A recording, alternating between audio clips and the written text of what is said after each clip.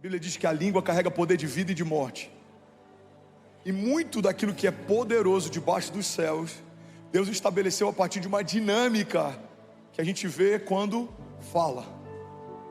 A salvação, ela acontece quando ouvimos e somos alcançados pela loucura da pregação. Ou seja, alguém falando sobre o Evangelho alcança o coração de alguém que está disponível. E quando essa pessoa crê e confessa com a sua boca, existe salvação. Em Gênesis vemos tudo o que acontece acontecendo e tudo que existe existindo a partir do poder que saiu da boca de Deus.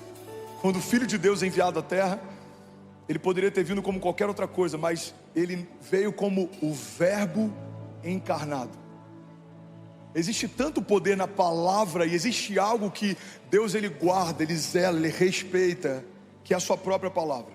Tem um momento que a Bíblia diz: por não ter ninguém superior a si por jurar, jurou por si mesmo. Ou seja, Deus não só é a palavra, Ele não só se relaciona através da palavra, Ele não só envia o seu Filho como a palavra encarnada, como Ele estabelece tudo que estabeleceu a partir da dinâmica criativa que acontece pelas palavras que saem da sua própria boca. Então a gente precisa entender que aquilo que sai da nossa boca tem uma grande responsabilidade na construção da nossa história e do nosso futuro. Alguém está comigo? Diga amém.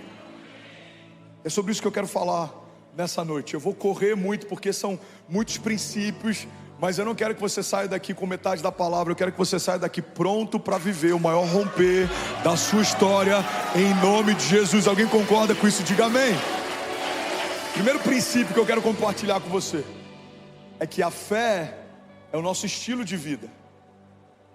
A fé é o estilo de vida da igreja de Jesus. A fé não é um item acessório. A fé não é algo que a gente visita. A fé não é algo que a gente carrega apenas. A fé é o nosso estilo de vida. Alguém que está vivendo a plenitude das promessas de Deus necessariamente precisa estar caminhando debaixo de uma dinâmica de fé. Olha o que a palavra de Deus diz em Romanos 1,17. Porque no Evangelho é revelada a justiça de Deus, uma justiça que do princípio ao fim é pela fé, como está escrito: o justo viverá pela fé. Agora, sabe o que é interessante? A gente pega um termo tão poderoso como esse e a gente diminui ele, a gente apequena ele, para usar esse termo só nos momentos em que a gente está passando algum tipo de dificuldade ou perrengue. Eu vou te dar um exemplo. Como é que você está, irmão? Cara, eu estou só pela fé. Irmão, como é que está 2023? Ah, irmão, só pela fé. Alguém já falou isso ou já usou esse termo com essa definição? Cara, e esse projeto, como é que está? Ah, irmão, esse projeto só pela fé. Diminuímos o termo viver pela fé como se ele fosse uma justificativa para uma vida que está sempre em busca de um livramento, uma vida que está sempre em busca de um socorro, quando na verdade no original, quando a Bíblia diz que o justo viverá pela fé, esse termo viver pela fé significa aquilo que dá origem a algo. Ou seja, viver pela fé significa viver a partir de uma fé que dá origem a algo. Então como que o justo vive? Vive a partir de uma fé que gera realidades. O justo vive a partir de uma fé que gera novas realidades. O justo profetiza aquilo que ouviu de Deus, e aquilo que ouviu de Deus se torna uma nova realidade. O justo profetiza aquilo que acessou nos céus, e aquilo que ele um dia acessou nos céus se torna em algum momento uma nova realidade. Por quê? Porque o justo vive pela fé. É impossível se Deus não agir, mas se torna inevitável quando Ele age. Era inalcançável se não fosse Deus quem tivesse prometido, mas porque foi Ele quem prometeu, se tornou inevitável. Não fazia parte do meu entendimento, os meus olhos naturais nunca viram.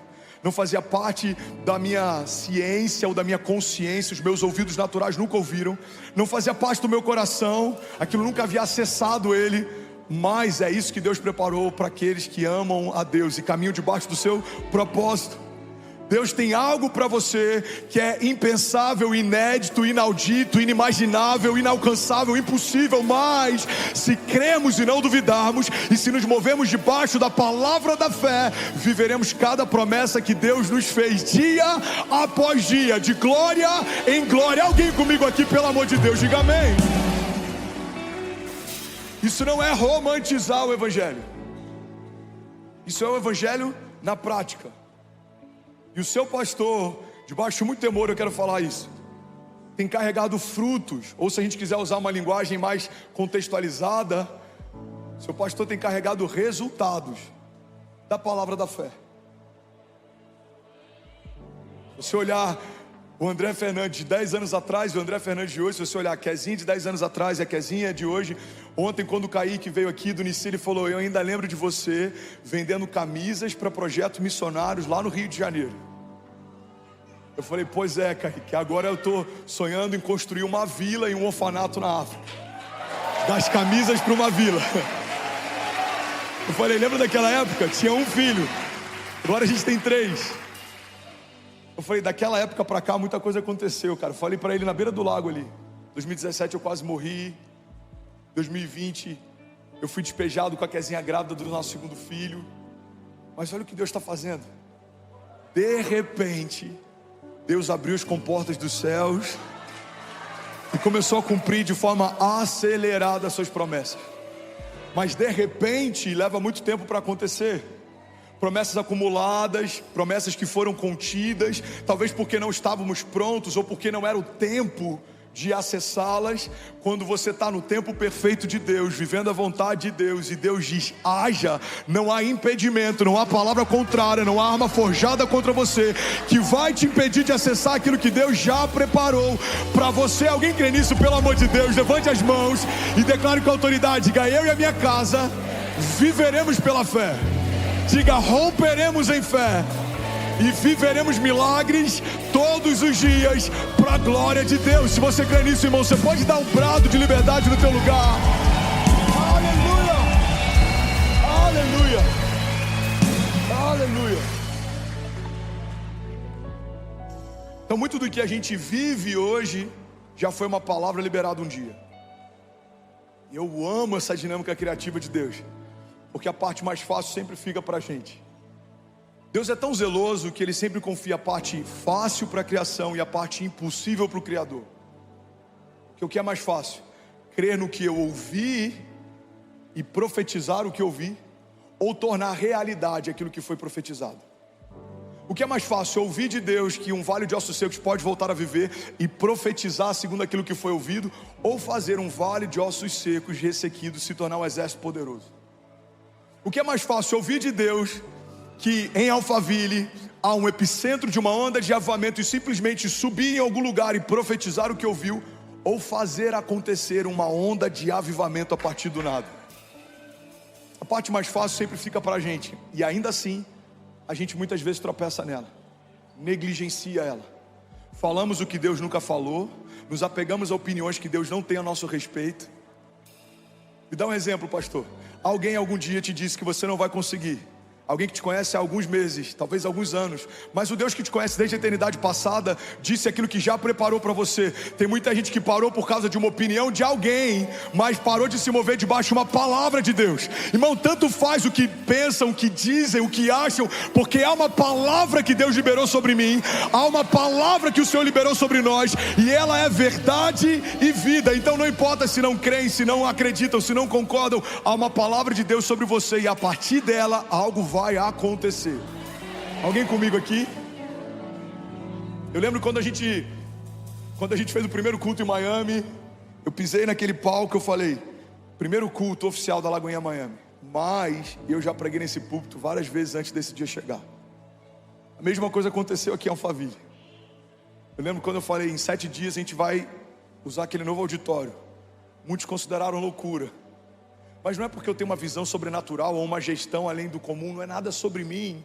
É sobre um nível de confiança a partir de uma palavra que eu ouvi. Guarda isso aqui, deixa eu abrir um parênteses. Você está feliz ainda? Diga amém. Quando a gente olha para a história de Davi, muita gente acha que a ursa e os leões que Davi enfrentou foram uma escola de combate de Davi. E por isso, quando ele enfrenta o gigante, ele já estava preparado. Mas se eu acredito que a ursa e os leões foram uma escola de combate de Davi, eu acredito que o que fez Davi vencer o gigante não foi o sobrenatural de Deus, mas foi a sua capacidade de luta. Logo, qualquer bom lutador poderia ter feito o que Davi fez. Mas não é sobre isso que a fé está falando, não é sobre isso que a palavra está falando. A palavra está dizendo Não que Davi era um especialista em batalhas, a palavra está dizendo que o Davi se tornou um especialista em dependência de Deus. Quando o leão se apresentou, ele precisou aprender a depender de Deus. Quando uma ursa se apresentou, ele precisou aprender a depender de Deus. Então, quando um gigante se apresenta, Davi já era especialista em depender de Deus. Por isso ele fala: quem é esse homem sem aliança que afronta o exército do Deus vivo? Eu vou na força do Senhor contra ele. Irmão, pega isso aqui em nome de Jesus. Caminhar debaixo da dinâmica criativa da fé usa a mesma dinâmica, é a mesma propriedade.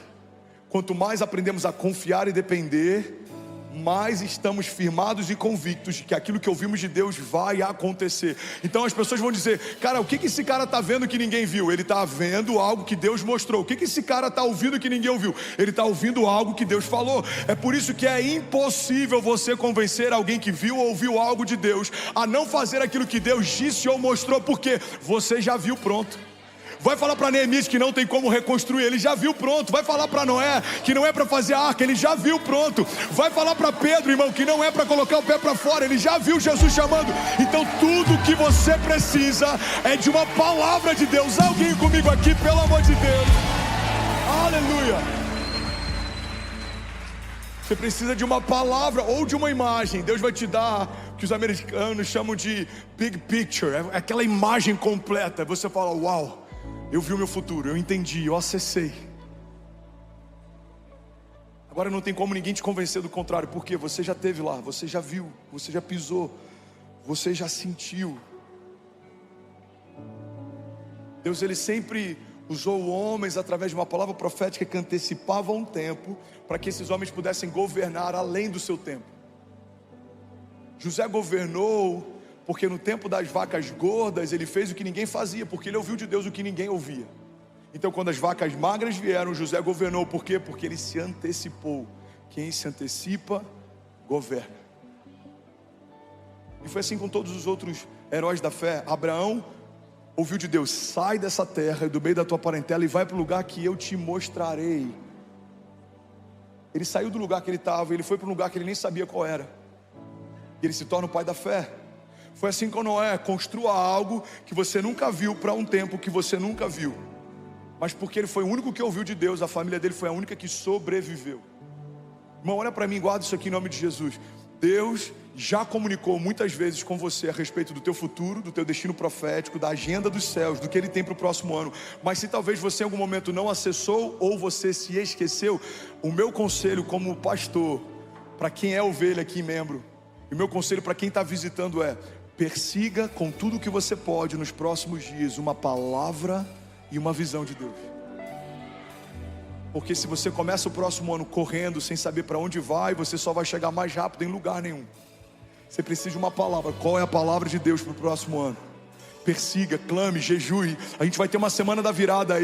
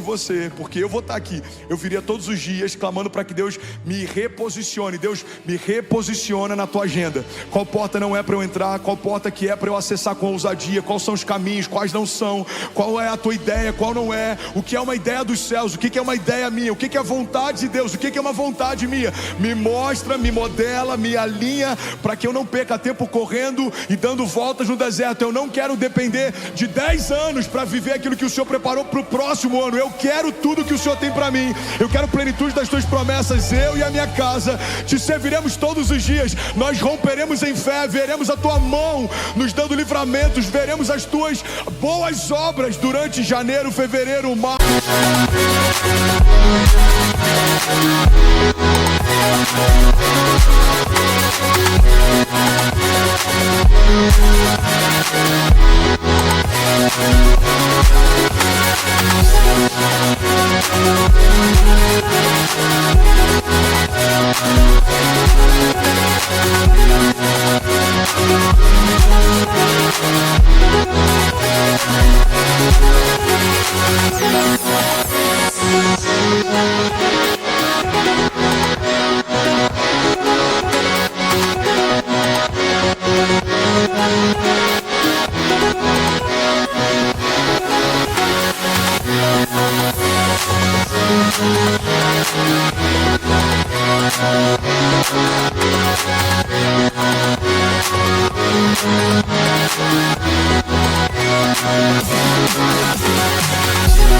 Abril, maio, junho, julho, agosto, setembro, outubro, novembro e dezembro do próximo ano, do início ao fim, 2024, pelos olhos da fé, já é o ano mais extraordinário de milagres, de sinais e de cura que nós já vimos até aqui. Alguém crê nisso, pelo amor de Deus? Aleluia! Aleluia! Jesus! Tudo bom? Você acabou de assistir uma mensagem aqui do nosso canal. Eu tenho certeza que ela te edificou e que ela vai gerar algo novo em você. E a gente separou mais 2 vídeos. Eu quero deixar essas indicações aqui para você continuar queimando com Jesus. E eu quero muito te fazer um pedido também. Se essa mensagem te edificou, comenta aqui embaixo, segue o canal, me ajuda a compartilhar para que mais pessoas sejam tocadas também. Deus te abençoe.